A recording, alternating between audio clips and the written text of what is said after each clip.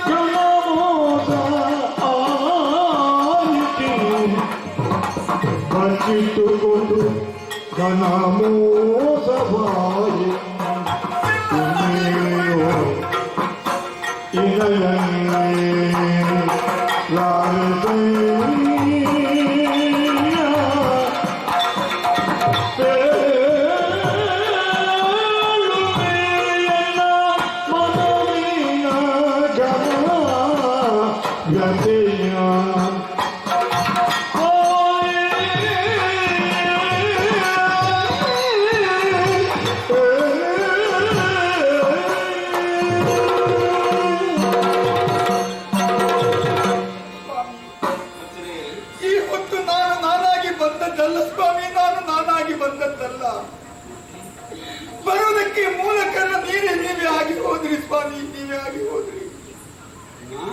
ಹೌದು. ಏನೇನು ಈ ಹೊತ್ತು ನನ್ನ ಮನಸ್ಸಿನ ಅಭಿಪ್ರಾಯವನ್ನು ನಿಮ್ಮಲ್ಲಿ ಹೇಳಬೇಕು ಅಂತ ನಾನು ಬಂದದ್ದು. ನಾನು ಅರಣ್ಯವಾಸದ ದುಃಖಾದಿಗಳನ್ನು ನೀನು ಅನುಭವಿಸುವುದು ಬೇಡವೆಂದು ನಮ್ಮಲ್ಲಿ ಹೇಳಿ ನಿನ್ನ ಅಣ್ಣ ಕರೆದುಕೊಂಡು ಹೋದ. ಹೌದು ಸ್ವಾಮಿ. ನಾನೇ ಕಾರಣದಿಂದ ನಾನಿಲ್ಲದ ದುಃಖಾನುಭವ ನಿನಗಾಯಿತು ಸ್ವಾಮಿ. ಹಾಗೇನಿಲ್ಲ. ಈ ಹೊತ್ತು ನೀವು ಮಾಡಿದ್ದು ಸರಿಯಾ ಅಂತ ಕೇಳ್ತಾ ಇದ್ದೇನೆ. ಯಾವುದು? ಕುಬೇರನ ಮಗನಾಥ ಗಯನನ್ನು ನೀವು ಬಚ್ಚಿಟ್ಟುಕೊಂಡಿದ್ದೀರಿ ಎಂಬ ವಿಚಾರವನ್ನು ನಾನು ಕೇಳಿ ತಿಳಿದವಳಿದ್ದೇನೆ. ಅವನೇ ಮುಖೇರ ಪುತ್ರನಾದ ಗಯ. ಹೌದು, ಅವನು ನೀವು ಬಚ್ಚಿಟ್ಟುಕೊಂಡಿದ್ದೀರಿ ಎಂಬ ವಿಚಾರವನ್ನು ನಾನು ಕೇಳಿ ತಿಳಿದಿದ್ದೇನೆ. ಬಚ್ಚಿಟ್ಟುದಲ್ಲೇ ಇಲ್ಲೇ ಇದ್ದಾನೆ ಸ್ವಾಮಿ. ಅಡಗಿಸಲಿಲ್ಲ. ಆದ್ರೆ ಅವ ಯಾರಂತ ಗೊತ್ತಿದ್ದು ನೀವು ಹೀಗೆ ಮಾಡುದು ಸರಿಯಾ ಅಂತ ಕೇಳ್ತಾ ಇದ್ದೇನೆ. ಕುಬೇರನ ಮಗ ಶಿವಶರಣ. ಅಷ್ಟಕ್ಕೆ ಮುಗಿಲಿಲ್ಲ. ನಿಮ್ಮ ಭಾವ ನನ್ನ ಗಂಡ, ನಿಮ್ಮ ಭಾವ ನನ್ನ ಗಂಡ ಅಂತ ನಿಮ್ಮಲ್ಲಿ ಎದುರು ಹಾಕಿಕೊಳ್ಳುವುದಕ್ಕೆ ಮುಂದಾಗಿದ್ದಾನಲ್ಲ ನಮ್ಮ ಅಣ್ಣ. ಅಂದ್ರೆ ಬೇರೆ ಯಾವುದಲ್ಲ, ಈ ಕುಬೇರನನ್ನು 7ನೇ ದಿವಸದಲ್ಲಿ ಕೊಲ್ತೇನೆ ಎಂಬುದಾಗಿ ನಮ್ಮ ಅಣ್ಣ ಭಾಷೆ ಹಾಕಿದ್ದಾನಂತೆ. ಕೊಲ್ಲುವೆ ಎನ್ನುವವನಿಗಿಂತಲೂ ಬದುಕಿಸುತ್ತೇನೆ ಎನ್ನುವ ದೊಡ್ಡವ. ಆದ್ದರಿಂದಲೇ ನಮ್ಮ ದೊಡ್ಡಸ್ತಿಗೆ ಯಾರಲ್ಲಿ ಹಕ್ಕಿತನವನ್ನು ಸಾಧಿಸಬೇಕೆಂಬುದು ಸ್ವಲ್ಪ ಯೋಚನೆ ಮಾಡಿದ್ದೀರ? ನಮ್ಮ ಅಣ್ಣನ ಎದುರು ಹಾಕಿಕೊಂಡ್ರೆ ಏನಾದೀತು ಅದರ ಬಗ್ಗೆ ಯೋಚನೆ ಮಾಡಿದ್ದೀರ ನೀವು? ಏನಾದೀತಂತೆ ಸ್ವಾಮಿ, ಮುಂದೆ ಆಗುವಂತ ಅನಾಹುತ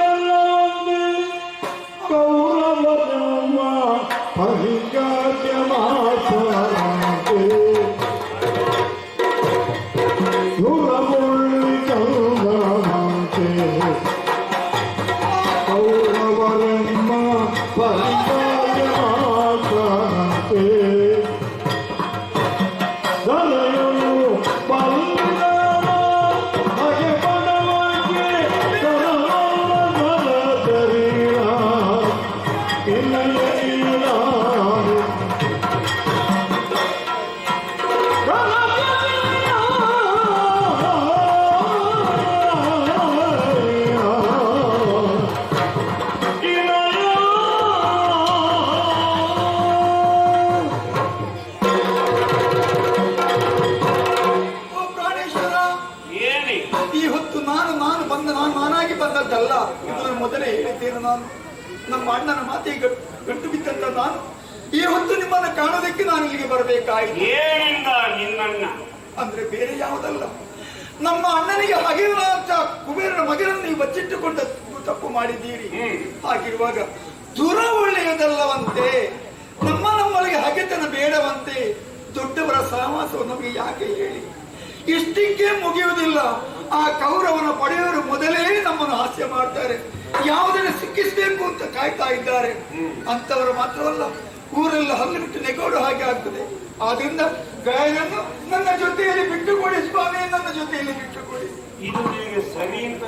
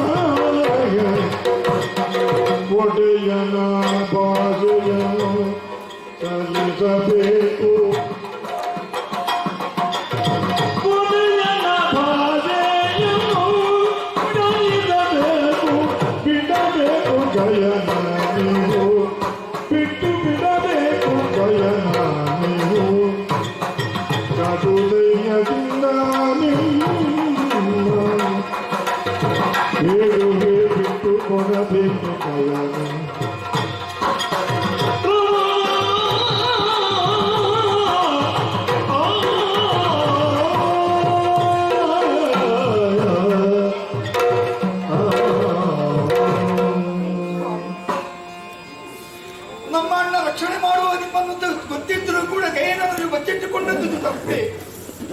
ಆದ್ದರಿಂದ ನಿಮ್ಮಲ್ಲಿ ವಿನಯಪೂರ್ವಕವಾಗಿ ಕೇಳ್ತಾ ಇದ್ದೇನೆ, ನಮ್ಮ ಅಣ್ಣನನ್ನು ಎದುರಾಕಿಕೊಳ್ಳುವುದು ಬೇಡ. ನಮ್ಮ ಒಳ್ಳೆಯದನ್ನೇ ಮಾಡ್ತಾನೆ, ನಮಗೆ ಒಳ್ಳೆಯದನ್ನೇ ಬಯಸ್ತೇನೆ ಅವ. ಹಾಗಿರುವಾಗ ಗಯನನ್ನು ಇಟ್ಟುಕೊಂಡು ನಾವು ಯಾಕೆ ವಿರೋಧವನ್ನು ಕಟ್ಟಿಕೊಳ್ಬೇಕು ಹೇಳಿ?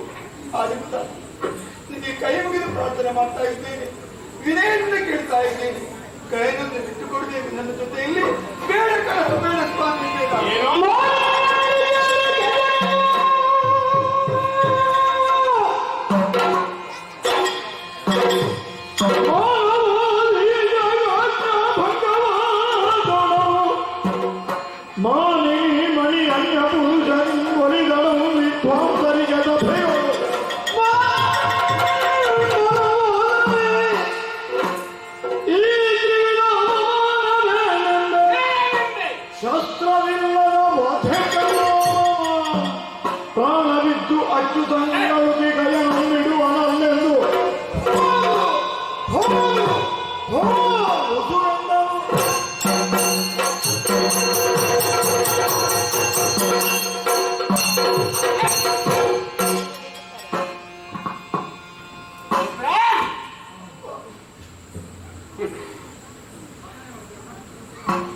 ನನ್ನ ಹೃದಯ ನನಗೆ ವಿರೋಧವನ್ನುಂಟು ಮಾಡಿದೆ.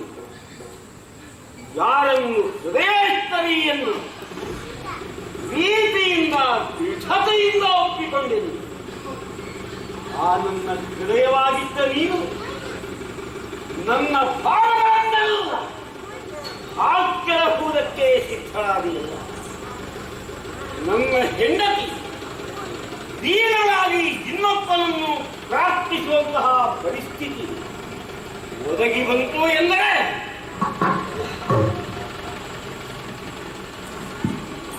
ನಮಗೊಂದು ಪಾವದ ಪರಂಪರೆ, ನಮಗೊಂದು ಉಜ್ವಲವಾದ ಸಂಸ್ಕೃತಿ. ಚಂದ್ರವಂಶೀಯರಾದ ನಾವು ಹೇಳಿದಂತೆ ನಡೆದು ಸಾಧಿಸಿ ಈ ಲೋಕದಲ್ಲಿ ತೋರಿಕೊಟ್ಟವರು.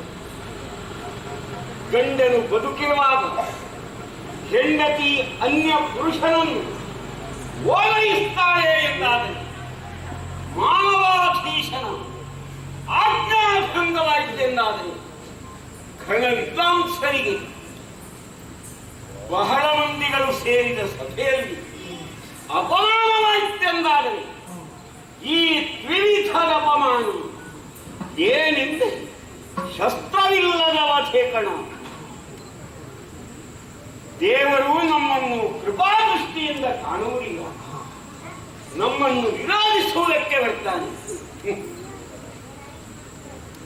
ಯಾರು ಧರ್ಮಜ್ಞನು, ಯಾರು ಸದಾಚಾರ ಸಂಪನ್ನನು, ಯಾರು ಹೇಳಿದ ಮಾತುಗಳನ್ನು ಮೀರಿ ನಡೆಯುವುದಿಲ್ಲವೋ ಅಂತವರನ್ನು ದೇವರು ರಕ್ಷಿಸ್ತಾನೆ ಎಂಬ ವಿಶ್ವಾಸವುಳ್ಳವರು. ಕ್ಷತ್ರಿಯನಾಗಿ ನನ್ನ ಧರ್ಮಕ್ರಮ ಏನು, ಧರ್ಮಜ್ಞತೆ ಏನು, ಇದನ್ನು ಪರಿಭಾವಿಸದೆ ನನ್ನನ್ನೇ ನೀನು ಆಕ್ಷೇಪಿಸುತ್ತಿರುವೆ. ನಿನ್ನನ್ನು ರಕ್ಷಿಸ್ತೇನೆ ಎಂದವನು ನಾನಾದನು. ನನ್ನ ಅಣ್ಣ ಧರ್ಮಜ, ಭೀಮಸೇನ, ತಮ್ಮಂದಿರು ನಕುಲ ಸಹದೇವರುಗಳು ಇದು ಸರಿಯಾದ್ದು ಎಂಬುದನ್ನು ಹೇಳಿದ್ದಾರೆ. ಸೌಮ್ಯಾದಿಗಳಲ್ಲಿ ಪರಿಸ್ಥಿತಿ ಏನು ಎಂಬುದನ್ನು ವಿವರಿಸಿದಾಗ ಸಾಧು, ಕ್ಷತ್ರಿಯನಾಗಿ ನೀನು ಕೈಗೊಂಡಿರುವ ಈ ಕರ್ಮ ಶ್ರೇಯಸ್ಕರವಾದ್ದು. ಆದರೂ ನಾನು ಗಯನನ್ನು ಬಿಟ್ಟುಕೊಡಬೇಕು. ನಮ್ಮಣ್ಣ ಮಾನವಾಧೀಶ, ಅವನ ಆಜ್ಞೆಯಂತೆ ರಕ್ಷಿಸ್ತಾ ಇದ್ದೇನೆ. ನಾನೀಗ ಗಯನನ್ನು ಬಿಟ್ಟರೆ ಮಾನವಾಧೀಶನ ಆಜ್ಞಾಭಂಗವಾಗಿದೆ. ವಿದ್ವಾಂಸರಾದ ವೇದಜ್ಞರಾದಂತಹ ಸೌಮ್ಯಾದಿಗಳು ಇದು ಸಮರ್ಪಕವಾದಂತಹ ವ್ಯವಹಾರ ಎಂದ ಮೇಲೆ ನಿನ್ನ ಮಾತನ್ನು ಕೇಳಿ ಬಿಟ್ಟರೆ ಆ ವಿದ್ವಾಂಸರನ್ನು ನಾನು ಅಪಮಾನಿಸಿದ ಹಾಗೆ. ನಿನಗೆ ನಿನ್ನ ಕಂಡಲಿಗಿಂತ ಹೆಚ್ಚಿನ ಸತ್ವ ಕಾಣುತ್ತಿರುವುದು ನಿನ್ನಣ್ಣನಲ್ಲಿ. ಅವನೊಬ್ಬ ಮಾತ್ರ ಗಂಡು, ನಾವೆಲ್ಲ ಬಳೆ ತೊಟ್ಟವು. ಮಾಣಿನಿ ಮಣಿಯಾದ ನೀನು ನಾನು ಜೀವಂತನಾಗಿರುವಾಗ ಅಣ್ಣನ ಆಶ್ರಯ ಬೇಕು ಎಂದು ಭಾವಿಸಿದರೆ ನಾನು ಬದುಕಿ ಫಲವು ಇಲ್ಲ. ಅಚ್ಯುತನಿಗೆ ಅಳುಕಿ ಗಯನನ್ನು ಬಿಟ್ಟುಕೊಡುವವನಲ್ಲ. ಹೇಳು, ನನ್ನ ದೃಢವಾದ ನಿರ್ಧಾರದಿಂದ ಎಳ್ಳಿನಿತು ಚಲಿಸುವವನು ನಾನಲ್ಲ.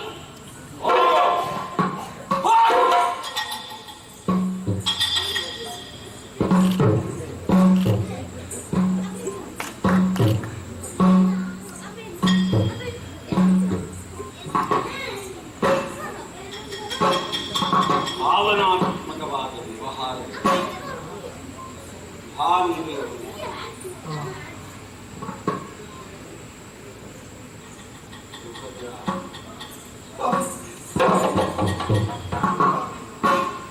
ಕೃಷ್ಣನ ಹಗೆಯಿಂದ ಈ ಪ್ರಕರಣ ಯಾವ ರೀತಿಯಲ್ಲಿ ಪರ್ಯವಸಾನವಾಯಿತು ಇದನ್ನು ಅರ್ಥ ಮಾಡಿಕೊಳ್ಳದಷ್ಟು ಹೆಡ್ಡನೂ ಅಲ್ಲ, ಮೂರ್ಖನೂ ಅಲ್ಲ. ಯಾವನ ಅನುಗ್ರಹವಾಕ್ತಿಯಿಂದ ಜೀವನದಲ್ಲಿ ಏಳಿಗೆಯನ್ನು ನಾವು ಕಂಡೆವು. ನಿಕಟವರ್ತಿಯಾದಂತಹ ವಾಸುದೇವ ಸದಾ ನಮ್ಮನ್ನು ಹೊರೆಯುತ್ತಾನೆ ಎಂಬ ವಿಶ್ವಾಸ ನಮಗೆ. ನಾವು ದೇಹಾನುಬಂಧವುಳ್ಳವರು ಎಂಬ ಕಾರಣದಿಂದಲ್ಲ, ನಾವು ಧರ್ಮ ಮಾರ್ಗದಲ್ಲಿ ನಡೆಯುತ್ತೇವೆ. ಆದ್ದರಿಂದಲೇ ಭಗವಂತನ ಕೃಪೆ ನಮಗಾದ. ನನ್ನ ಸ್ವಧರ್ಮವನ್ನು ಬಿಟ್ಟು ನಾನು ಕೃಷ್ಣನಿಗೆ ಶರಣಾಗಲಿ. ಇದು ನಿನಗೆ ಸರಿಯೇ? ನೀನು ನಮ್ಮ ಹೆಂಡತಿಯಾಗಿ ಸ್ವಲ್ಪ ಹೊತ್ತು ಯೋಚಿಸಿ, ಕೃಷ್ಣನ ತಂಗಿಯಾಗಿ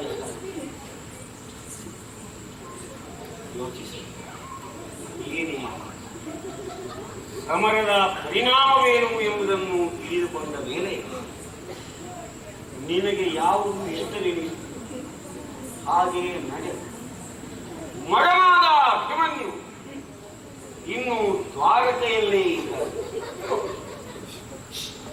ಒಂದು ವೇಳೆ ನನ್ನ ಕೊನೆಯಾಯಿತು ಎಂದಾದರೆ ಅವನನ್ನು ನಮ್ಮಮ್ಮನಾದಂತಹ ಕುಂತಿದೇವಿಯ ಬಳಿಯಲ್ಲಿ ಗಂಡನಲ್ಲಿದ್ದರು ಮಕ್ಕಳಾದ ನಮ್ಮ ರಕ್ಷಣೆಗಾಗಿ ನಮ್ಮ ತಾಯಿ ಇನ್ನೂ ಬದುಕಿ ಉಳಿದರು. ನಿನಗೆ ಯಾರ ನಡತೆ ಆದರ್ಶವಾಗಿ ಕಾಣುತ್ತದೆಯೋ ಹಾಗೆ ವ್ಯವಹರಿಸುವ. ನಾನು ಬದುಕಿದ್ದು ನನಗೆ ದಯವನ್ನು ಕೊಡುವುದಿಲ್ಲ, ಕೊಡಲಾರೆ.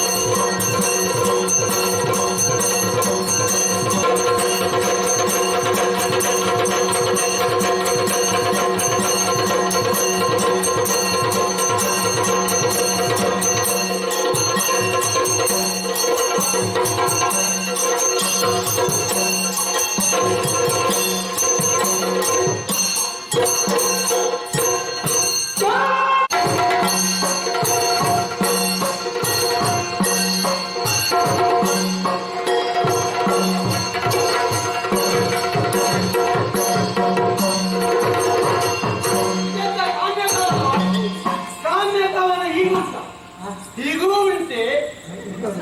ಒಳ್ಳೊಳ್ಳೆ ಜಾತಿ ಮರಗಳನ್ನೆಲ್ಲ ಕಡಿದು ಮಾಡಿದ್ದಾರೆ. ಇವರಿಗೆ ಜೀವನಕ್ಕೆ ಬೇರೆ ವ್ಯವಸ್ಥೆ ಬೇಡ. ಇವರನ್ನೆಲ್ಲ ಕಾಡಿಗೆ ಕಳಿಸಿದ್ರೆ ಆಗುದಿಂತದ್ದು. ಒಳ್ಳೊಳ್ಳೆ ಜಾತಿ ಮರಗಳು ನೋಡಿ ಗುಡ ಕಾಣ್ತದೆ, ಗಂಧಲ ಮರ ಎಲ್ಲ ಕಡ್ತಿ ಯಾರಿಗೋ ಮಾಡಿದ್ದಾರೆ. ಆಗ್ಲಿ, ಬಂದ ಕೆಲಸ ಆಗಬೇಕು. ಯಾರೋ ಬಂದಿದ್ದಾರೆ ನೋಡ ಮಾತಾಡೋ.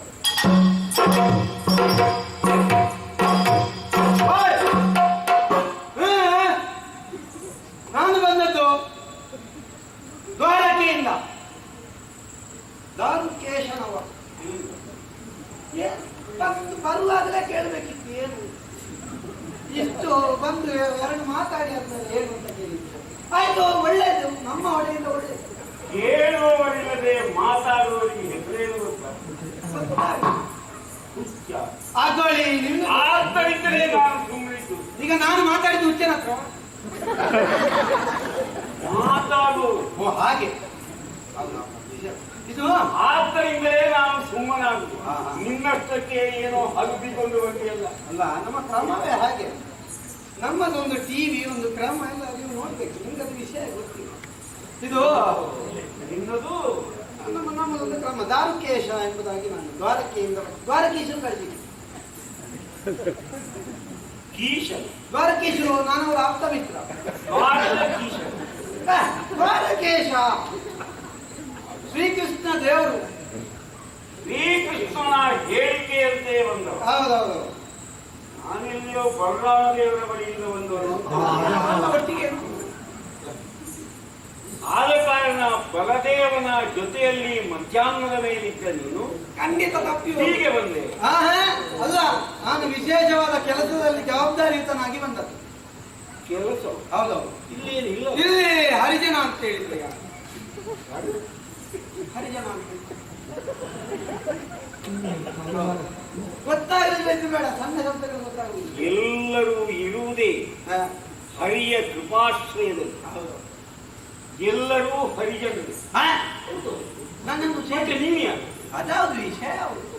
ಈಗ ಅದು ಬಿಡುವ. ಮಧ್ಯದವ ಎಲ್ಲಿದ್ದಾನೆ? ಕಲಿಬರ್ತ ಅವನಾದ್ರೂ ಎಲ್ಲಿದ್ದಾನೆ? ನಮ್ಮಲ್ಲಿ ಬುಡತಲೆ ಇಲ್ಲದವರು ಇಲ್ಲಲ್ಲ. ನಾನಿದ್ದೇನಲ್ಲ, ಎಲ್ಲ ಇನ್ನು. ಓ, ಮತ್ತೆ ನೀನು ಮಧ್ಯದಲ್ಲೇ ಇರು. ಅದಲ್ಲಯ್ಯ, ಕೇಳಲಿಕ್ಕೆ ಹೇಳಲಿಕ್ಕೆ ನನಗೆ ಗೊತ್ತುಂಟು. ಕಲಿಬರ್ತ ಯಾರು? ಅರ್ಥ ಎಂದರೆ ನಾನು. ಹೌದು, ಕಲಿ ಅಂತ ಎಲ್ಲಿಯೂ ಹೇಳಿಕೊಟ್ಟಿದ್ದೆ. ನಾನು ಹೇಳ್ತೇನೆ. ನಾನಲ್ಲಿ ಅಭ್ಯಾಸ ಮಾಡಿದ್ದೇನೆ. ಹೌದಾ? ಆದ ಕಾರಣವೇ ಕಲಿ ಅರ್ಥ ಅಂತೇಳಿ ನಾನು ಏನು ಕಲಿಯನ್ನು ಸುಮಾರು ಕಲಿ ಅಂತ. ಇದು BMS ಅಂದ್ರೆ ಯಾರು ಗೊತ್ತಿಲ್ಲ? ಅದೇ ಗೊತ್ತಿಲ್ವ? ಗೊತ್ತಿಲ್ಲ. ಪಂಚಪಾಂಡವರಲ್ಲಿ ಮಧ್ಯಮ ಪಾಂಡವ ಮಧ್ಯಮ ಕಿರ್ಕಿರಿಟಿ ನಾನು. ನೀನೇ? ಅಯ್ಯೋ ನಿನ್ನ ಅಯ್ಯೋ, ನಿನ್ನ ನಾಡಿಗೆ ಯಾಕೆ ಎಂತ ಒಂದು ನಿಮಗೆಲ್ಲ ಒಂದು ರಾಜ್ಯ ಪ್ರಶಸ್ತಿ, ರಾಷ್ಟ್ರ ಪ್ರಶಸ್ತಿ, ಯಾವ ಕರ್ಮಕ್ಕೆ ಕಾಡಿನಲ್ಲಿ ನಿನ್ನ ಹಿರಿಯರು ಯಾರಾದ್ರೂ ಈ ಉದ್ಯೋಗ ಮಾಡಿದ್ದಾರೆ?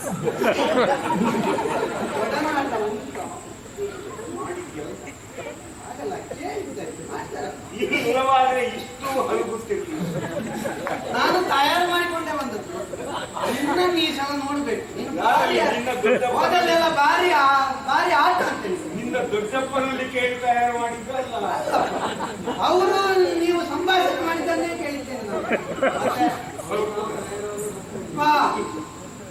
ಅದು ಇನ್ನು ತಂದೆ ಎಂತ ಒಂದ. ಈಗ ನಿಮಗೆ ಸಮಯ ಉಂಟಾ? ಸ್ವಲ್ಪ ಮಾತಾಡ್ಲಿಕ್ಕೆ ಉಂಟು. ನಿನಗುಂಟ? ನನಗೆ ಇದ್ದೇ ಬಂದದ್ದು ನಾನು. ಏನು ಈಗ ನಿಮಗೆ ನಿಜವಾಗಿ ಯೋಗ್ಯತೆ ಇಲ್ಲ. ನಾಡಿನಲ್ಲಿ ಕೂತ್ಕೊಳ್ಳುವ ಯೋಗ್ಯತೆಯೇ ಇಲ್ಲ.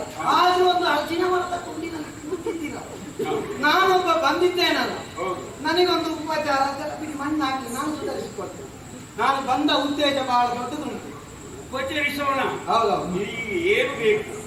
ಇದು ನಿನಗೊಂದು ಒಲೆ ಕೊಡುವಂತ ಬಂದ ಕಾಡಿನಲ್ಲಿ. ನಮಗೆ ಇಲ್ಲಿ ಅಡುಗೆ ಮಾಡುವುದಕ್ಕೆ ಬೇಕಾದಂತಹ ಒಲೆಗಳನ್ನು ಸಿದ್ಧಪಡಿಸೋದಿದ್ದಾರೆ. ಅದಲ್ಲ ಮಾಡ ನಿನ್ನ ಒಲೆ ನನಗೆ ಅದಲ್ಲ, ಶ್ರೀಕೃಷ್ಣ ಪರಮಾತ್ಮನೇ ಕೊಟ್ಟು ಕಳಿಸಿದ್ದು. ಈಗ ಮೊದಲಿನ ಉದ್ಯೋಗ ಬಿಟ್ಟು ವ್ಯಾಪಾರಕ್ಕೆ ಆರಂಭಿಸಿದೆ. ಒಳ್ಳೆಯದೇ. ಉದ್ಯೋಗದಲ್ಲೇ ಇದ್ದವರು ಎಷ್ಟು ಜನ ವ್ಯಾಪಾರ ಮಾಡ್ತಾರೆ ಗೊತ್ತಿಲ್ಲ. ಹೌದಾ? ಹಾ ಮತ್ತೆ ಹೌದು, ಕೆಲವರು ಪುಸ್ತಕ, ಕೆಲವರು ಈಗ ನೀವು ಯಾವುದನ್ನು ಇದು ನಾನು ಒಂದು ಲಿಖಿತ ತೆಕೊಂಡು ಬಂದ್ರೆ ನೀನು ಗಾಡಿ ಹೊಡೆಯುವ ನಿನಗೆ ಉದ್ಯೋಗ. ಹೌದೌದು, ಏನು ಓಲೆ ಕೊಟ್ಟೆ ನಾನು ಕೊಟ್ಟೆ ಕೊಟ್ಟೆ ಅಲ್ಲ ನೋಡಿ ಹುಡುಕುದು ಗೊತ್ತೇ. ಒಂದು ಕೊಡುವಂತೆಯೇ ಬಂದದ್ದು ಕೊಟ್ಟಿಲ್ಲ. ಬಂದದ್ದು ಬಂದೇವರ ಬಳಿಯಿಂದ ಇರಲಿ. ಇಲ್ಲೇ ಉಂಟು ಮಾರೆ ಇದುವೇ. ನಿನ್ನಂತವನು ಗಾಡಿ ಓಡಿಸಿ ಎಲ್ಲಿ ಬೀಳ್ತದೆ? ಯಾರು ಕೊಟ್ಟರು? ಶ್ರೀಹರಿ.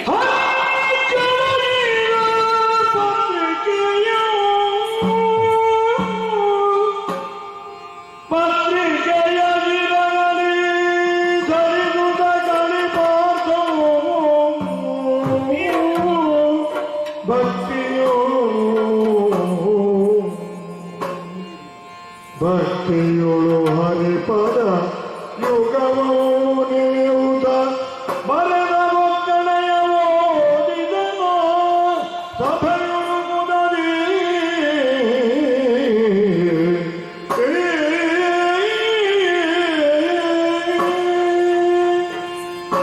ಸ್ವಲ್ಪ ಹೊತ್ತು ಕುಳಿತು ಶ್ರೀಹರಿಯುತ್ತ ಓಲೆಯನ್ನು ಭಕ್ತಿಯಿಂದಲೇ ಪ್ರಸಾದವೆಂದು ಶಿರಸ್ತಿಯಲ್ಲಿ ಇಟ್ಟಿದ್ದೇನೆ. ನಾನೊಬ್ಬನೇ ಇರುವುದಲ್ಲ, ನನ್ನ ಹಿರಿಯರಿದ್ದಾರೆ, ಕಿರಿಯರಿದ್ದಾರೆ, ಸೌಮ್ಯಾದಿ ಮಹಾತ್ಮರಿದ್ದಾರೆ. ಅವರ ಸಮ್ಮುಖದಲ್ಲಿ ವಾಚಿಸುತ್ತೇನೆ.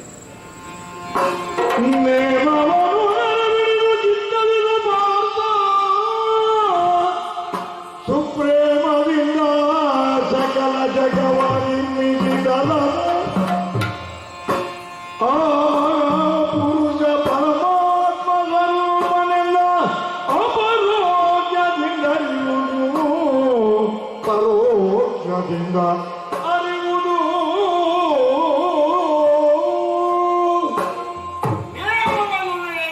ಚಿತ್ತೈಸು ಪಾತ್ರ ಸಕಲ ಜಗಂಗಳನ್ನು ನಿರ್ಮಿಸಿ ಪಾಲಿಸಿ ಲಯಗೊಳಿಸುವ ಪರಮಾತ್ಮ ಸ್ವರೂಪನೆಂದು ನನ್ನನ್ನರಿಯುವುದು.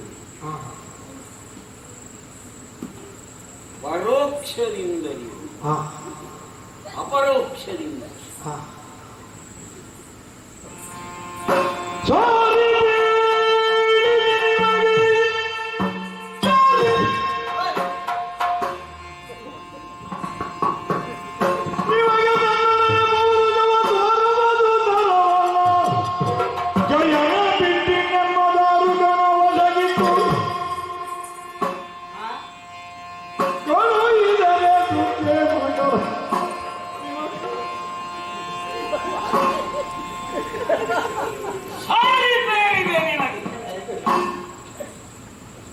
ಗಯನ ಬಿಟ್ಟಿಂದಮ್ಮ ದಾರುಕನ ವಶವಿತ್ತು ಕಳುವುದು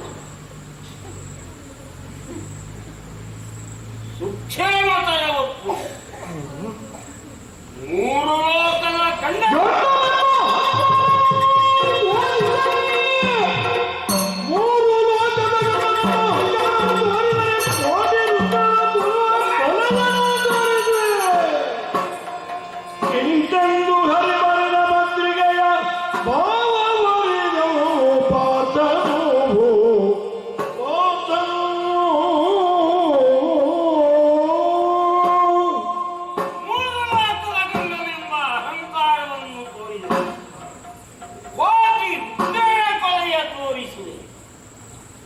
ಇಂತೆಂಬ ಭಾವವನ್ನರಿತು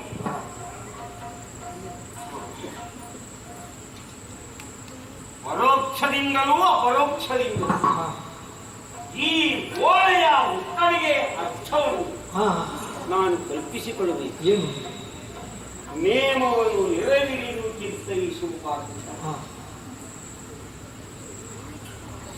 ಲೋಕಾನುಗ್ರಹಕಾರಕವಾದಂತಹ ದಿವ್ಯ ತತ್ವ ನಾನು ಎಂಬುದನ್ನು ನೀನು ಪ್ರತ್ಯಕ್ಷವಾಗಿ ತಿಳಿಯುವುದಲ್ಲ, ಪರೋಕ್ಷವಾಗಿ ಅರಿಯುವುದು.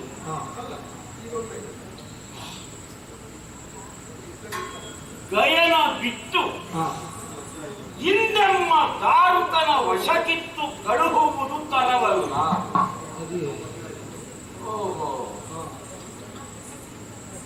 ಮತ್ತೆ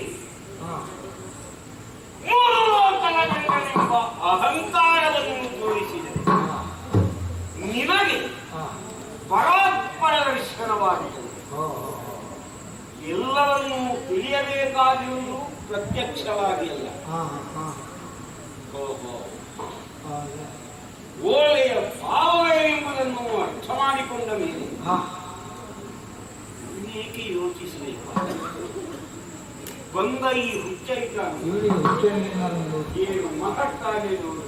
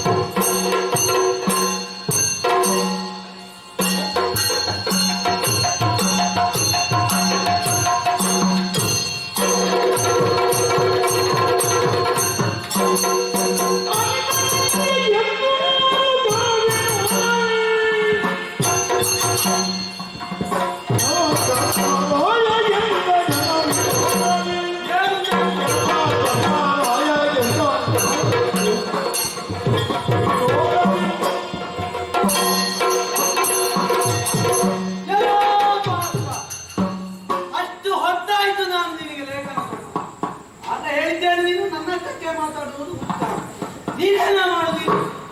ನಿನಗೊಂದು ಯೋಗ್ಯತೆ ಉಂಟ. ನಾನು ಬಂದು ಎಷ್ಟು ಹೊತ್ತಾಯ್ತು, ನನ್ನ ಕಾಲಿಗೆ ನೀರು ಬಂದ ಕೇಳಿದು ಬಿಡು, ಕುಡಿಲಿಕ್ಕೆ ಕೊಟ್ಟು ಗೊತ್ತಾಯ್ತಾ? ಗೊತ್ತಾಯ್ತಾಯ್ತು. ನೀನು ಅತ್ತಿತ್ತ ಹೋಗುವುದನ್ನು ಕಂಡಾಗಲೇ ಕಾಲಿಗೆ ನೀರು ಬಂತೇನು? ಹಾಗೆ ಕುಣಿಯುವುದಲ್ಲ ಅದು. ಇವ ಕುಲಾವರ ಸಂಘದ ಅಧ್ಯಕ್ಷ. ನಾನು ಕುಣಿಲಿಕ್ಕೆ ಕುಳಿತಿದ್ದೆ ಈ ಕಾಡಿನಲ್ಲಿ ಕುಂತಿ ಕಟ್ಟುದಲ್ಲ. ಒಂದು ಕ್ರಮವೇ. ನೀವಿರುವ ಜಾಗ ಸರಿ ಉಂಟ? ಮಣ್ಣು ಕಲಸಿದ್ದು ಎಂತ ಸರಿ ಒಂದು ಕ್ರಮ ಬೇಕು. ನಿಮಗೆ ವ್ಯವಸ್ಥೆ ಸರಿ ಇಲ್ಲ, ಮಣ್ಣು ಹಾಕಿ ಒಂದು ಬಂದವರಿಗಾದ್ರೂ ವ್ಯವಸ್ಥೆ ಮಾಡಬೇಕು ಅಂತ ಗೊತ್ತುಂಟ. ಒಂದು ಓಡಿ ಹೋಗಿ ಮರ ಕತ್ತಿ ಕೆಲವು ಕತ್ತಿ ಕೊಡುತ್ತ ನಾವು ಹೋದಲ್ಲೆಲ್ಲ ಎಷ್ಟು ಸಂಭ್ರಮ ಅಲ್ಲ. ಯಾರು ನಿಮಗೆ ಯಾರ ಮರ ಅಂದ್ರೆ ಏನಾಗಿ ಕಾಡಿನಲ್ಲಿ ಅಷ್ಟೇ, ನಿನಗೆ ಸಿಕ್ಕಿದ್ರಾಯ್ತು. ನನಗೆ ಸಿಕ್ಕಬೇಕು. ಬಂದು ಇಷ್ಟು ಹೊತ್ತಾಯ್ತು, ಬಹಳ ಅಗತ್ಯ ಅಂತಾರೆ. ನೀರೇ ಬೇರೆ ಆಗುವುದಿಲ್ಲ, ನಮ್ಮಲ್ಲಿ ಬೇಕಾಗ್ತದೆ. ಕಾರಣ ಉಂಟಯ್ಯ, ಬಂದು ಇಷ್ಟು ಹೊತ್ತಾಯ್ತು ಮಾತ್ರ ಅಲ್ಲ, ಒಂದು ಸಮಯಕ್ಕೆ ಮುಗಿಸುವ ಕ್ರಮ ಬೇಕು. ಅಲ್ಲಿಗೆ ಬರ್ತೇನೆ ಇಲ್ಲಿಗೆ ಬರ್ತೇನೆ ಅಂತೇಳಿ ಎಷ್ಟು ಕಡೆಯಲ್ಲಿ ಒಪ್ಪಿದ್ದೇನೆ ಗೊತ್ತುಂಟು. ನನಗೆ ಬೇರೆ ಕೆಲಸ ಅಲ್ವಾ? ಸಮಯಕ್ಕೆ ಸರಿಯಾಗಿ ಆರಂಭ ಆದರೂ ಇದು ನಿಮ್ಮದು ಕುತಂತ್ರ. ಬಂದ ಕೂಡ ನನಗೆ ಹೋಗ್ಲಿಕ್ಕೆ ಗೊತ್ತುಂಟು ಅಂತೇಳಿ ಇಷ್ಟು ತಡ ಮಾಡಿ ಹಾಗೆ ಆ ಮಗದ ಬೇರಿನ ಮೇಲೆ ಕುಳಿತ ನೀನು ಈಗ ಮೇಲೆ ಎಂತದ್ದು ನನಗೆ ಉತ್ತರ ಬೇಕು. ಲಿಖಿತ ಕೊಟ್ಟು ಇಷ್ಟು ಹೊತ್ತಾಯ್ತು ಎಲ್ಲ ಓದಿದ್ದಿ, ಆಮೇಲೆ ನಿನ್ನಷ್ಟಕ್ಕೆ ನೀನು ಮಾತಾಡ್ತಿ. ಇಲ್ಲಪ್ಪ ನಾನು ಬೈತೆ, ನಾನೊಂದು ಕೂತುಕೊಳ್ಳುವ ವ್ಯವಸ್ಥೆ ಬಿಡು, ಮಾತಾಡಬೇಕೇ ಬೇಡ. ನಿಮ್ಮ ಒಂದು ಸಂಸ್ಕಾರವೇ ಹೀಗೆ. ಹೋಗಿ ಹೋಗಿ ನಿಮಗೊಂದು ಅವರು ನಂಟಸ್ತಿಗೆ ಆಗ್ತದೆ. ದೇವ್ರೇ, ಉಳಿಸಿಕೊಳ್ಳುವ ಯೋಗ್ಯತೆ ಇಲ್ಲ ನಿಮಗೆ.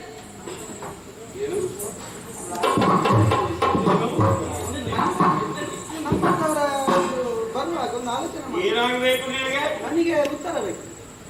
ಯಾವುದಕ್ಕೆ? ಗಯನ ವಿಷಯದಲ್ಲಿ ಲಿಖಿತ ಕೊಟ್ಟದ್ದೆಲ್ಲ ಉತ್ತರ ಬೇಕು. ಉತ್ತರ ಕೊಡುವ ಯಜಮಾನರು ನಮ್ಮ ಅಣ್ಣ.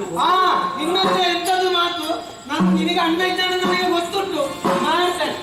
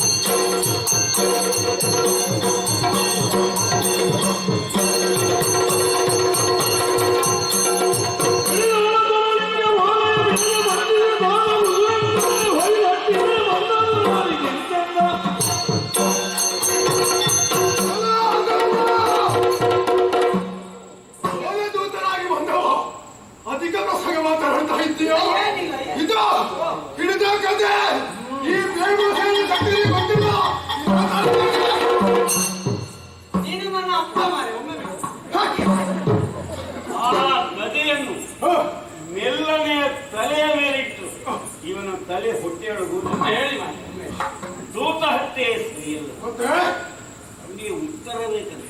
ಹೌದಾ ಹೋಲಿ. ಹೇಗೆ ಉತ್ತರ ಕೊಡುದು?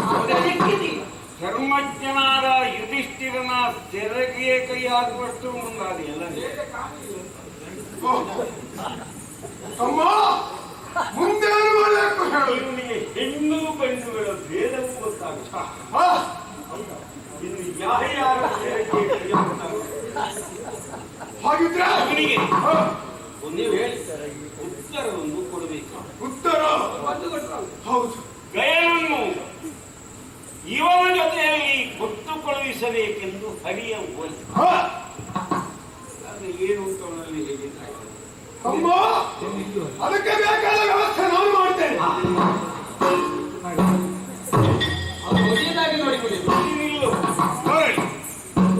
ನಿನಗೆ ಏನು ಬೇಕಾದ್ದು? ಕೃಷ್ಣ ಕಳಿಸುತ್ತ ಅವನಿಗೆ ಉತ್ತರ. ಹೌದಲ್ವೇ? ಉತ್ತರ ನಾನು ಕೊಡ್ತೇನೆ, ಅವನಲ್ಲ ನಾನು. ಹೌದು, ಹೀಗೆ ಅಲ್ಲ, ನಿಮಗೆ ಸನ್ಮಾನ ಮಾಡಿ ಕಳಿಸಬೇಕು ಉತ್ತರದ ಜೊತೆಗೆ.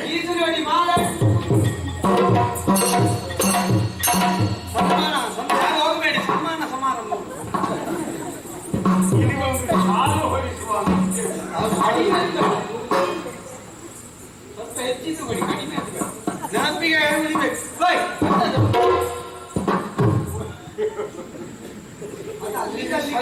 ಅಲ್ಲ ಇಷ್ಟೆಂತದ್ದು ಇನ್ನು ಹೋಗುದು. ಕಿರೀಟ ಕಿರೀಟ ನಾನು ಇಷ್ಟರೊಳಗೆ ಇಷ್ಟು ದೊಡ್ಡದು ಕಟ್ಟಿ ಮಳೆಗಾಲಕ್ಕೆ ಇದು ಮಳೆಗಾಲಕ್ಕೆ ಆಗೋದು ಸನ್ಮಾನ. ನಿನಗೊಬ್ಬರಿಗೆ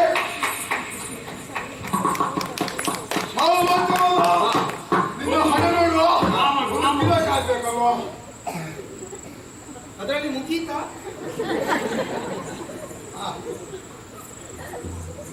ನಾನು ಸನ್ಮಾನ ತೆಗೊಳ್ಬೇಕು ಅಂತ ಇಲ್ಲ ನನಗೆ ನಿಜವಾಗಿ.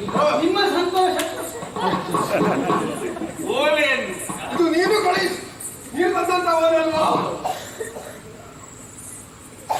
ಅದನ್ನೆಂತ ಮಾಡು? ನಿನ್ನ ಕೊರಳಿಗೆ ಕಟ್ಟು ಆಯ್ತಾ? ಅಂದ್ರೆ ಕೈಯಲ್ಲಿ ತಗೊಂಡು ಹೋಗ್ಲಿಕ್ಕೆ ಆಗುದಿಲ್ಲ. ಅವ ದೂರದಿಂದಲೇ ಓದ್ಬೇಕು.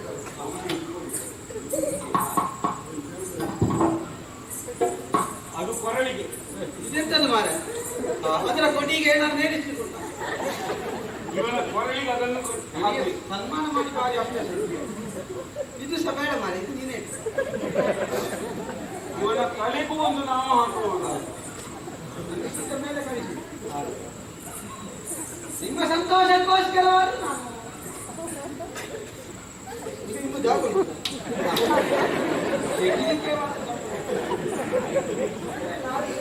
ಅದನ್ನು ಬುದ್ಧಿಗೆ ಹಾಕುವುದು. ಕಾಯಿಸಬೇಡ, ಅಲ್ಲಿವರೆಗೆ ಮುಟ್ಟಬೇಕು. ಮುಂದೆ ಬಾ, ಮುಂದೆ ಬಾ. ಸರಿಯಾದ ರೀತಿಯಲ್ಲಿ ಕಳುಹಿಸಬೇಕಾಗ್ತದೆ. ಮಾಧ್ಯಮದವರಿಲ್ವಾ? ಹೇಗೆ? ಯಾರಿಗೆ? ಯಾರಿಗಲ್ಲ, ನಮಗೆ. ಈಗ ನಾನು ಹೋಗುವಾಗ ದಾರಿ ತಪ್ಪಿದ್ದೇನೆ. ಕೈ ಬಿಡಿಸೋದು ಹೇಗೆ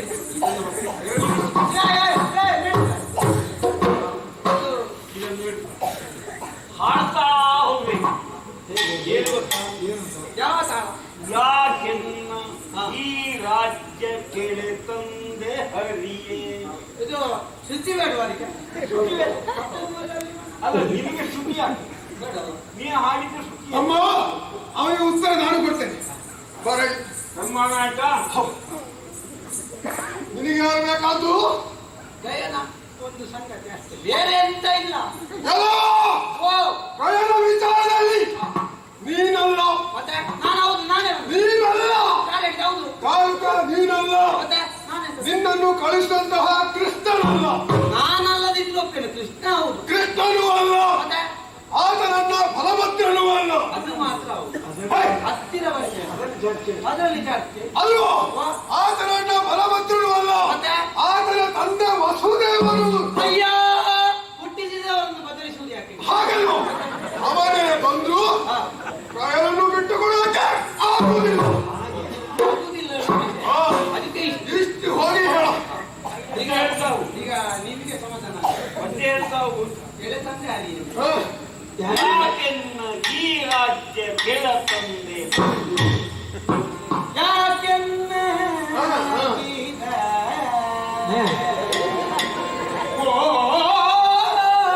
ಯಾಕೆನ್ನ ಈ ರಾಜ್ಯಕ್ಕೆ ಕೆಲ ತಂದೆ ಹರಿಯೇ ಆಹಾ.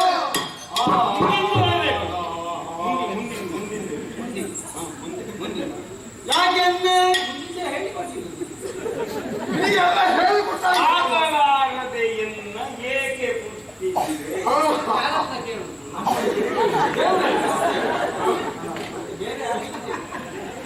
ಸಾಕಲಾರದೆ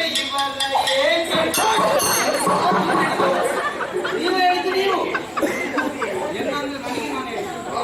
ಸಾಕಲಾರದೆ ಎನ್ನ ಏಕೆ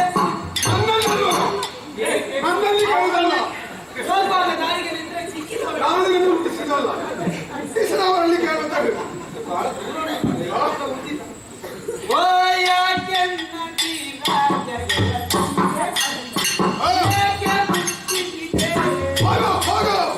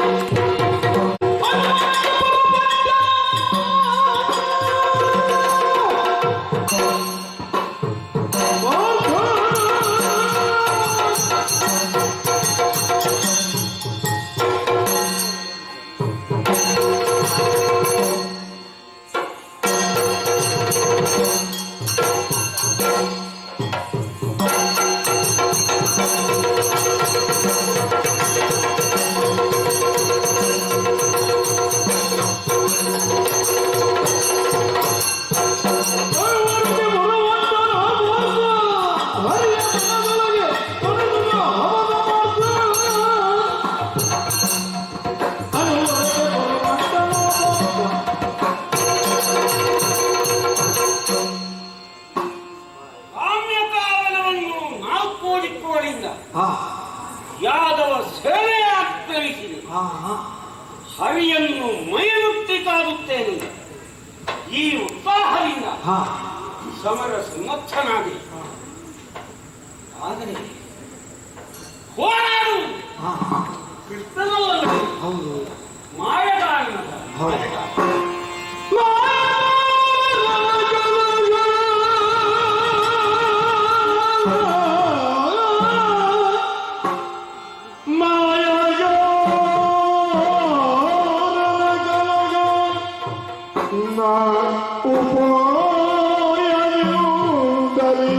ಜಯ ಜೀವವ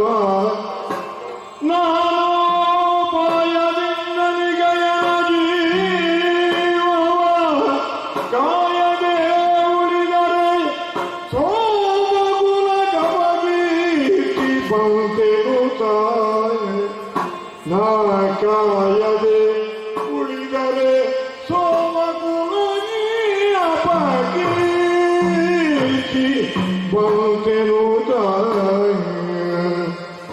ವಾಯು ಶೋಕದ ತೆರೆ ವಾಯು ಶೋಕದ ತೆರದಿ ಗಯನನು ಸಹಾಯಕರ ಭಕ್ತಳಿಕೆಯೊಳಿಟ್ಟು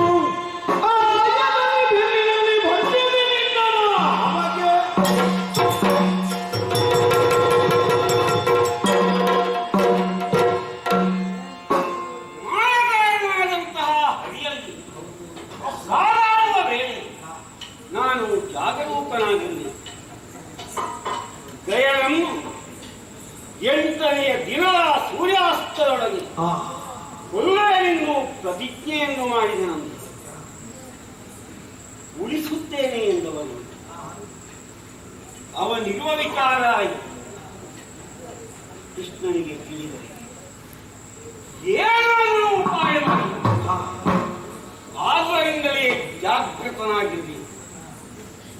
ಗಾಳಿ ಶೋಕದ ಹಾಗೆ ಬಾಣ ತುಂಬಿದ ಕತ್ತಲಿಕೆಯ ನಡುವೆ ಗಯನನ್ನು ಹುಗಿದಿರುವುದಕ್ಕೆ ಹೇಳಿ ಬೆನ್ನಿಗೆ ಕತ್ತಲಿಕೆಯನ್ನು ಕಟ್ಟಿಕೊಂಡು ಸಮರಕ್ಕೆ ಇದೇ ಆಗ್ತದೆ.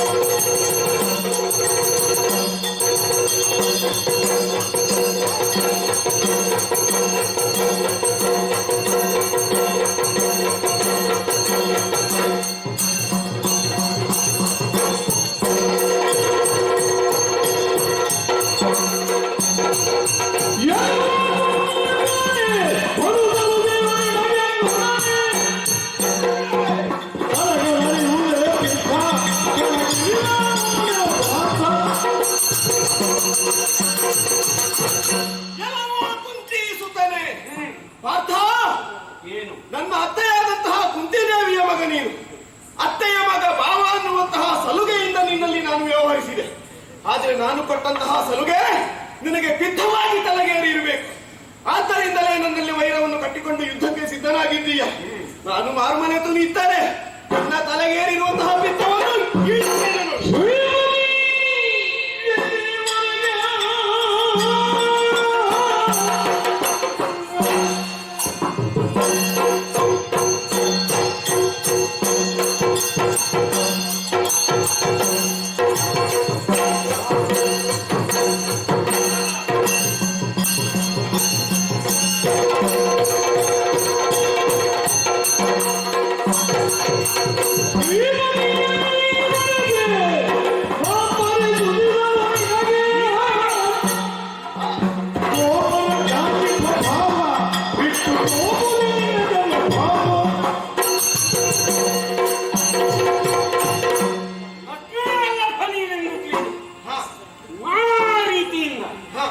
ಆರಾಧನೆಯನ್ನು ನಡೆಸಿ ಲೋಕರಕ್ಷಣೆಯ ಉದ್ದೇಶವುಳ್ಳವನಾಗಿ ಭೂಮಿಗೆ ಇಳಿದು ಬರುವಾಗ ನೀನು ಐಕ್ಯ ಮಾಡಿಕೊಂಡುದು ಗೋಪರ ಕುಲವನ್ನಲ್ಲದೆ ಹಾರನ್ನು ಹಿಂಡಿ ಮಾರಾಟ ಮಾಡಿ ಜೀವನ ನಡೆಸುವ ಆ ಗೋಪರ ವೃತ್ತಿಯನ್ನು ನಮಗೂ ಚೆನ್ನಾಗಿ ಗೊತ್ತಿದೆ.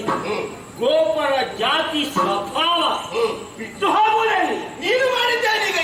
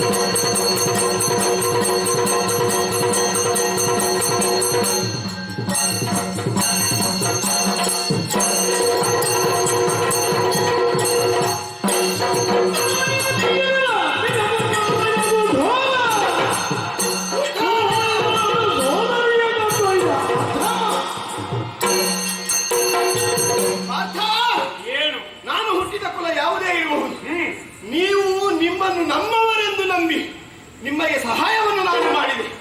ನೀನು ಮಾಡಿದ್ದೇನು? ನಿಮಗೆ ಸಂಬಂಧದಲ್ಲಿ ಏನೂ ಅಲ್ಲದಂತಹ ಗಯರಿಗೆ ಬೇಕಾಗಿ, ಒಬ್ಬ ಪರನಿಗೆ ಬೇಕಾಗಿ, ಸಂಬಂಧಿಗಳಾದಂತಹ ನಮ್ಮ ಕುತ್ತಿಗೆಯನ್ನು ಕತ್ತರಿಸುವಂತಹ ಕುಲ ಕುಠಾರದ ಕೆಲಸವನ್ನು ಮಾಡಿದ್ದೀರ.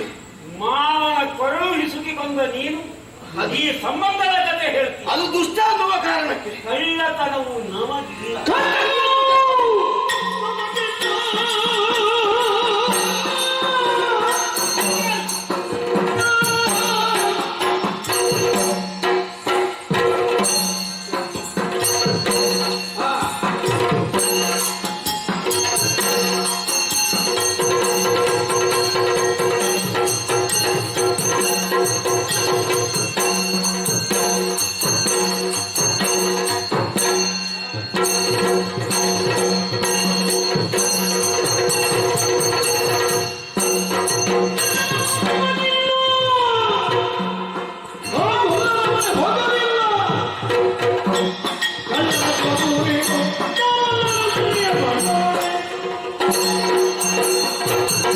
ನಾವು ಚೋರ ಬುದ್ಧಿಯುಳ್ಳವರಲ್ಲ.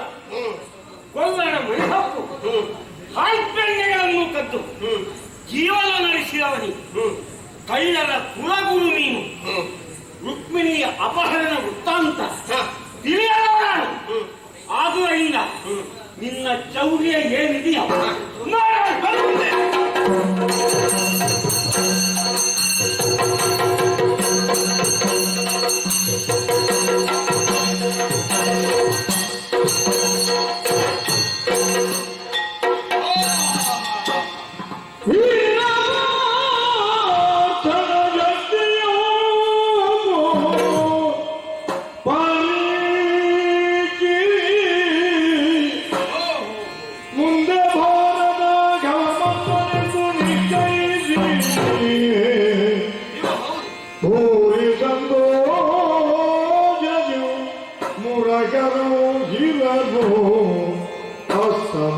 ಸಮಯವೆಂದು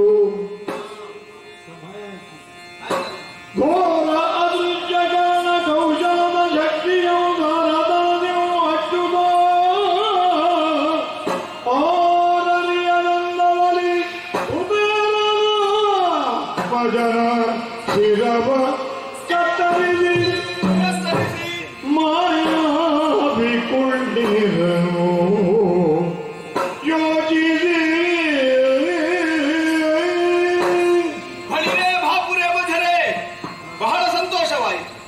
ಯಾವ ಉದ್ದೇಶದಿಂದ ಪಾರ್ಥನ ಸತ್ವ ಪರೀಕ್ಷೆಯನ್ನು ನಡೆಸಬೇಕು ಅನ್ನುವ ಕಾರಣಕ್ಕಾಗಿ ಈ ಯುದ್ಧವನ್ನು ನಾನು ಸಂಘಟಿಸಿದ್ದೇನೆ. ಆ ನನ್ನ ಉದ್ದೇಶ ಈಡೇರಿದೆ. ಭಾರತ ಹವಮಲ್ಲ ಇವ ಹೌದು. ಸತ್ವ ಪರೀಕ್ಷೆಯಲ್ಲಿ ಭಾರತ ತೇರ್ಗಡೆ ಆಗಿದ್ದಾನೆ ಅನ್ನುವಲ್ಲಿಗೆ ಇನ್ನು ಯುದ್ಧ ಮಾಡುವಂತಹ ಅಗತ್ಯವೇ ಇಲ್ಲ. ಮತ್ತೆ ಹೌದು ಸಮಯವಾಯಿತು ಅಂತ ನೀವು ಹೇಳಿದ್ದು ಹಾಗೆ ನೀವು ಅದೊಂದು ಪ್ರತಿಜ್ಞೆ ಉಂಟು. ನಾನು ಗೈನ ತಲೆಯನ್ನು ಕತ್ತರಿಸ್ತೇನೆ ಅನ್ನೋ ಹಾಗೆ ಮಾತು ಉಳಿಬಾರದಲ್ಲ. ಅದಕ್ಕೆ ಬೇಕಾಗಿ ಭಾವ ಒಂದು ಉಪಕಾರ ಮಾಡಿದ್ದಾನೆ. ಗಯನನ್ನು ಕೊಲ್ಲುವುದಕ್ಕೆ ದೂರ ಹೋಗುವುದು ಬೇಡ ಅಂತ ಹತ್ತಿರವೇ ಕರ್ಕೊಂಡು ಬಂದಿದ್ದಾನೆ. ಬೆನ್ನಲ್ಲೇ ಇರಿಸಿದ್ದಾನೆ. ಆದ್ದರಿಂದ ನನ್ನ ಆಯುಧವಾದಂತಹ ಸುದರ್ಶನಿಗೆ ಆಜ್ಞೆಯನ್ನು ಮಾಡಿದ್ದೇನೆ. ಘೋರ ದೃಶ್ಯಾಕರಣ ವಿದ್ಯೆಯ ಮೂಲಕ ಅವನ ಕುತ್ತಿಗೆಯನ್ನು ಕತ್ತರಿ.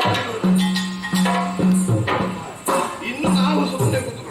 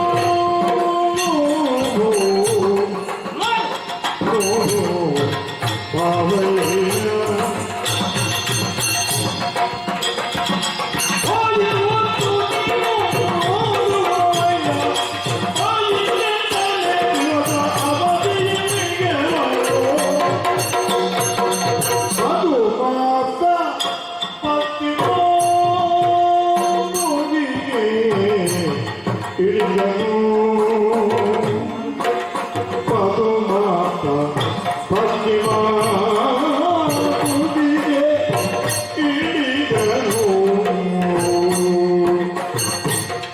ನೀ ಮಾಡಿದ ಭಾಗ್ಯ ಭಕ್ತಿಯಾದುದು. ನೀ ಮಾಡಿದ ಭಾಗ್ಯ ಭಕ್ತಿಯಾದುದು. ತನಗ್ಯಾಕೆ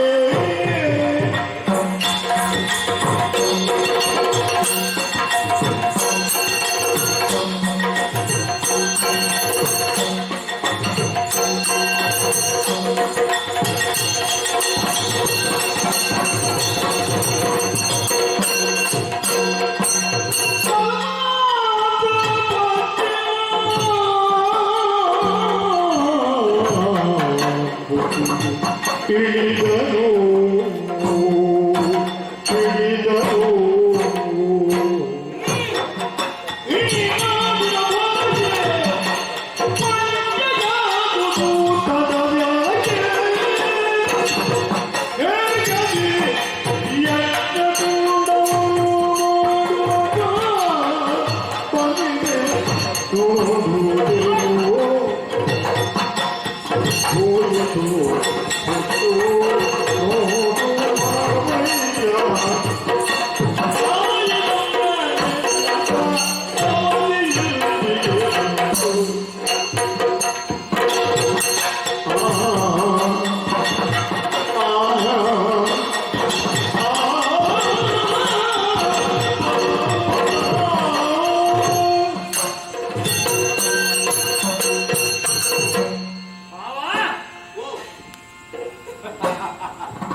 ನೋಡು,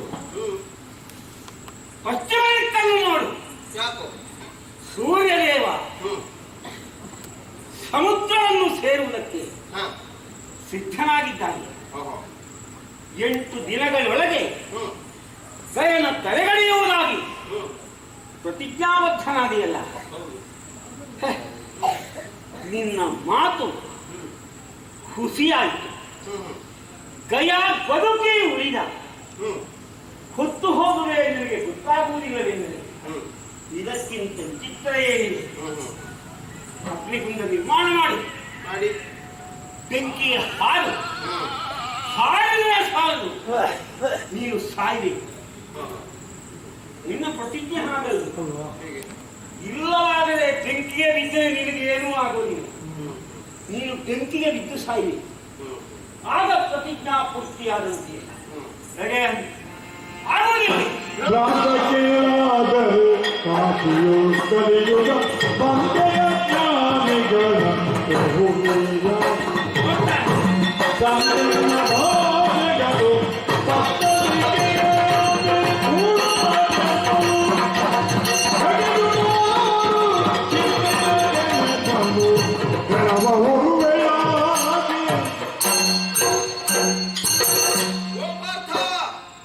ಏನು? ಯಾಕಯ್ಯ ಭ್ರಾಂತರಂತೆ ಮಾತಾಡ್ತಾ ಇದ್ದೀವಿ? ನನ್ನ ಮಾತು ಸುಳ್ಳಾಗುವುದಕ್ಕೆ ಸಾಧ್ಯವೇ? ಪವಿತ್ರ ಕ್ಷೇತ್ರವಾದಂತಹ ಕಾಶಿಗೆ ಕಲಿಯು ಪ್ರವೇಶಿಸುವುದಿಲ್ಲ. ಇಲ್ಲ. ಒಂದು ವೇಳೆ ಕಲಿಯುಗದಲ್ಲಿ ಕಾಶಿಗೆ ಕಲಿ ಪ್ರವೇಶಿಸಿದರೂ ಕೃಷ್ಣನಾಡಿದಂತಹ ಮಾತು ಸುಳ್ಳಾಗುವುದಕ್ಕೆ ಸಾಧ್ಯ ಇಲ್ಲ. ಅದೆಲ್ಲ ಹೋಗ್ಲಿ, ನನಗೆ ಒಂದು ಬೇಸರ ಏನು ಅಂತ ಹೇಳಿದ್ರೆ, ಏನು ಭಾವ? ನನ್ನ ಭಾವ ಅಂತ ಒಂದು ಹೆಮ್ಮೆ ಇತ್ತು ಇಷ್ಟರವರೆಗೆ ನಿನ್ನ ಬಗ್ಗೆ. ಈಗ ಹೋಗಿ ಹೋಗಿ ಹೆಣ ಹೊರುವುದಕ್ಕೆ ಪ್ರಾರಂಭಿಸಿದ್ಯಲ್ಲ ಅಂತ ಬೇಸರ ಆಗುವುದು ಅಷ್ಟೇ. ನನ್ನ ಭಾವ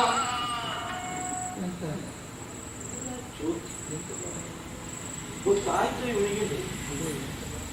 ಏನೇ ಭಕ್ತರಿಕೆಯನ್ನು ಬಿಚ್ಚಿ ನೋಡ್ತೇನೆ.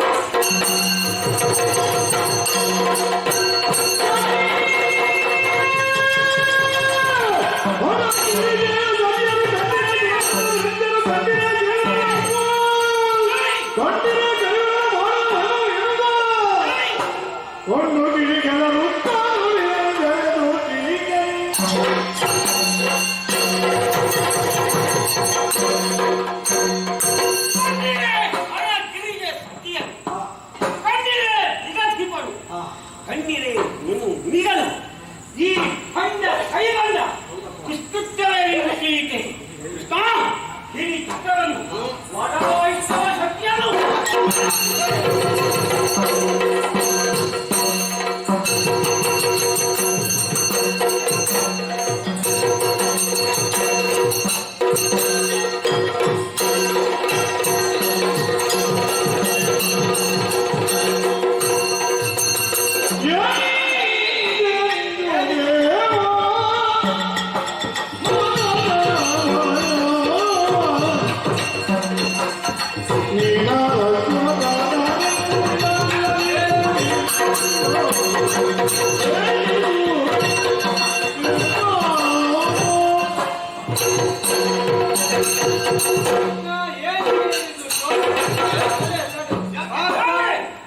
ಮೈ ಮುಟ್ಟಬಾರದು.